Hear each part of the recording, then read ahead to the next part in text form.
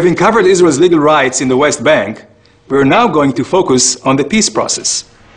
Many suggest that Israel's presence in the West Bank, what some people call the occupation, is the cause of Palestinian hostility towards Israel, and the reason there is no peace. But is that really true?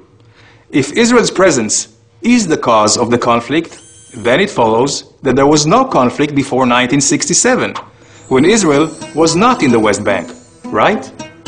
Let's look at the facts. The PLO, the Palestinian Liberation Organization, was created in 1964, when the entire West Bank and Gaza was in Arab hands. Why create the PLO in 1964, when Israel has no presence in the West Bank and Gaza? What Palestine were they liberating? The PLO emblem gives us the answer. The PLO was created to remove by force the entire state of Israel from the map of the Middle East, a goal clearly stated in their charter. This goal was not new. The PLO was continuing a long Arab history of saying no. No to the national self-determination of the Jewish people. No to recognizing the Jewish ancestral homeland. Let's take a look at the history. In 1937, the Peel Commission recommended a division of the land, a Jewish state and an Arab state. The Arab portion would include 96% of the territory that the League of Nations had originally designated for the Jewish homeland. This included far more than just the West Bank. However, instead of accepting the Jews as peace partners, the Palestinian leader Haj Amin al-Husseini said no, and found a partner whose vision was closer to his own. In 1947, the United Nations recommended the partition plan, which again offered the Arabs far more than just the West Bank. The Jews said yes. The Arab leaders again said no, and launched a war of extermination. Israel won that war, established the state, but did not know a day of peace, despite the fact that its Arab neighbors held the entire West Bank. The Arabs continued saying no.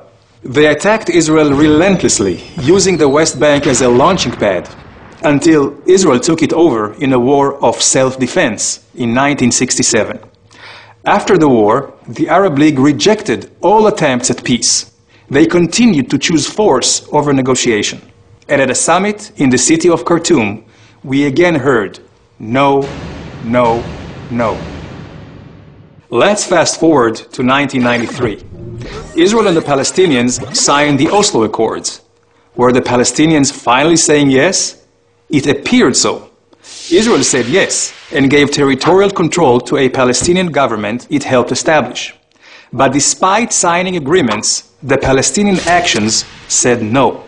During the next 5 years, Israel saw a significant increase in terrorist attacks, which killed hundreds of Israelis. In 1996, Yasser Arafat, the Palestinian leader, declares, "We plan to eliminate the state of Israel and establish a purely Palestinian state." But Israel did not give up saying yes. In 2000, Israel's Prime Minister Barak offers the Palestinians 93% of the West Bank. Again, the answer is no, together with increased terror.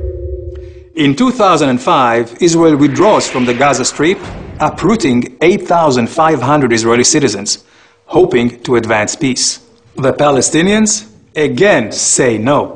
This time they increase rocket attacks from Gaza against Israeli civilians by over 500%.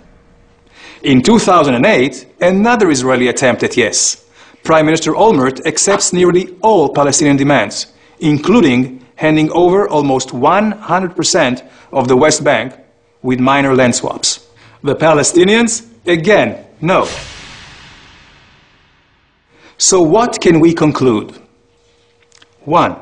The conflict was not caused by Israeli presence in the West Bank. The real cause of the conflict, until today, is the long-held Arab history of saying no. No to peace, no to the existence of Israel. Because no is consistent with Palestinian policy, education, and media. Political and religious leaders continuously promote Israel's destruction. 2. Israel has said yes for decades and has proven that by signing peace with Jordan and Egypt. So, where do we go from here? How do we achieve peace? With some goodwill, mutual recognition of the right to self-determination, and real compromises on both sides.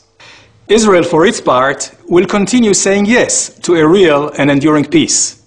But for the peace process to succeed, the Palestinians will have to give up their uncompromising choice of force over negotiation, and of choosing no over yes. It's about time.